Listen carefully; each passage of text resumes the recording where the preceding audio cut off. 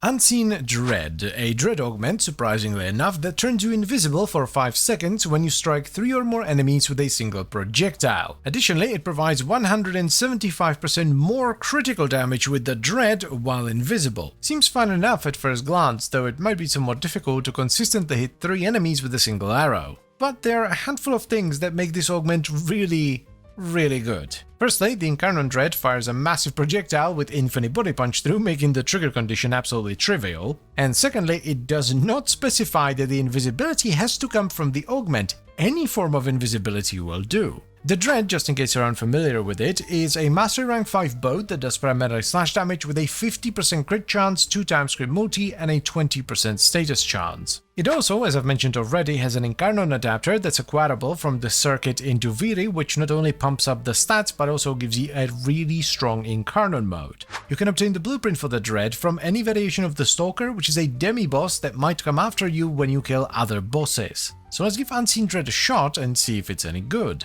Shall we? Big damage, approach speed, crit. Yep, seems fine. This is the main reason I wanted to give the Dread another shot, because this seems like a really cool augment. The Path of Exile player in me would like to think that the wording kind of implies that it's multiplicative.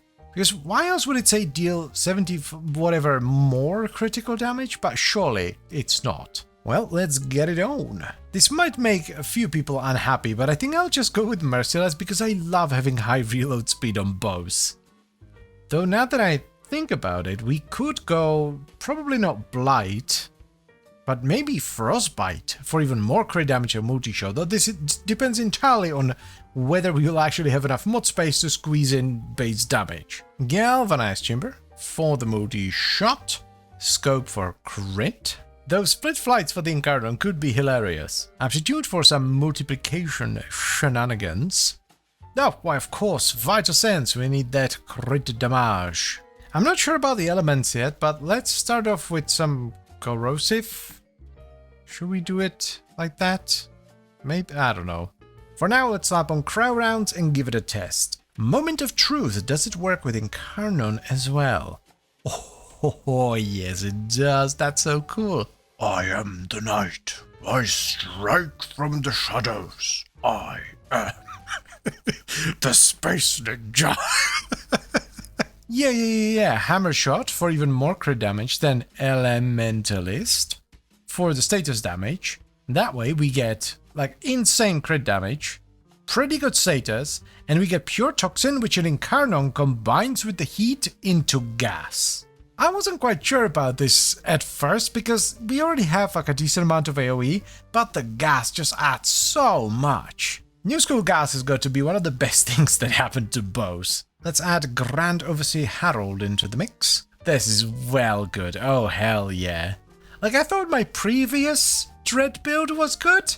There's nothing compared to this. This is my kind of bow. I am feeling this, so let's max it out while we're at it. Let's add a D. Vigilante supplies, just for the said bonus. Oh my god, this is wild. This puts pretty much every other bow, explosive or not, to shame. Like, the level of destruction here is unmatched. By the way, I run Merciless because of a personal preference. I like reload speed on bows so that they draw arrows faster from the quiver.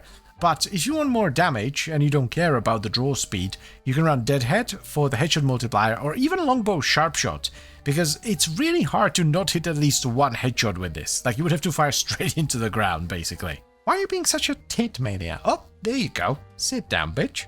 It's so good, like any other words would be a disgrace. This is unbelievably fantastic. Also, I know I am like raving about the damage and all that, but do not underestimate the defensive potential of this. Being permanently invisible as long as you have stuff to shoot with high enough density is extremely good. I'm gonna have to think about this. This might overtake the Natharuk as my favorite bow. It's actually kind of nostalgic in a weird way because it really reminds me of the old Naramon Focus school. If you're a newer player, you probably don't remember this, but Naramon used to have a trait or a passive where if you scored a crit with a melee weapon, you would become invisible for 10 seconds. It was in the game for a long time, and it was not like an ability, it wasn't considered an ability, so it would ignore things like nullifier bubbles. Now, I know we've done 2 bow builds with gas back to back, but I genuinely don't think there's a... Oh, we get an acolyte.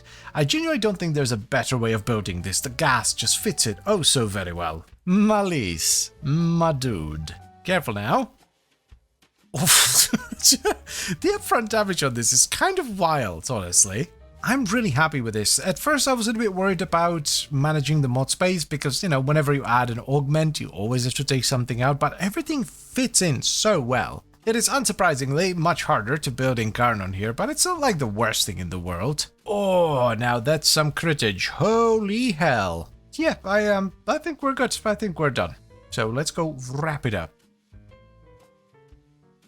First up, we have the evolutions. These are pretty straightforward. Hitman's opportunity for a truck ton of damage, swift deliverance for projectile speed, and of course zeroed in for a much higher critical multiplier. As far as mods go, we have Galvanized Chamber for multi-shot, a Galvanized Scope and Vital Sense for crit chance and damage, and we finish the top row with the Augment Unseen Dread. We then slap in Galvanized Aptitude for status chance and condition overload, then I chose Hammer Shot for critical damage and status chance, though this is a bit of a flex slot, so if you'd rather have a different mod in this build, this is where you would put it. And we top it off with the Rifle Elementalist for status damage and Infected Clip, which gives us Toxin that combines with the heat from the Incarnon to give us gas. And for the Arcane, you can run Merciless, Deadhead or Sharp Shot. And finally, we also have a priming pet. I use a Hound, Good Boy Harold, that primes Code, Vital, Puncture, Impact, Heat, Radiation and Magnetic. This adds an unbelievable amount of damage through Condition Overload. The Dread might genuinely become my new favorite bow. Like, it was already in my top 5 with Natarok taking number 1, but this new gas setup plus the augment and the invisibility is just too damn good. I can't think of a single bad thing to even mention here. Everything is just good. It feels good, it looks good, the upfront damage is good, the follow-up gas damage is insane, and please do not forget about the survivability boost you get from being invisible basically all the time. So in my eyes, this is a certified banger and I would highly recommend you give it a shot. I just pray that you are not unlucky with the drops, because Stalker can be a bit of a bitch sometimes. But trust me, it is absolutely 100% worth farming the Dread, though bear in mind you will also have to farm the Incarnon adapter because it does a lot. Like, the build is still going to work even without the adapter, but it's going to be significantly weaker. But anyway, that's pretty much all I have for you today, so I thank you very much for watching, as always guys, and I hope you've enjoyed the video. Then, I would also like to extend a special thank you to all the channel members. Thank you very much guys, I really appreciate your support, it means a lot to me. And I'll see you next time. Bye bye.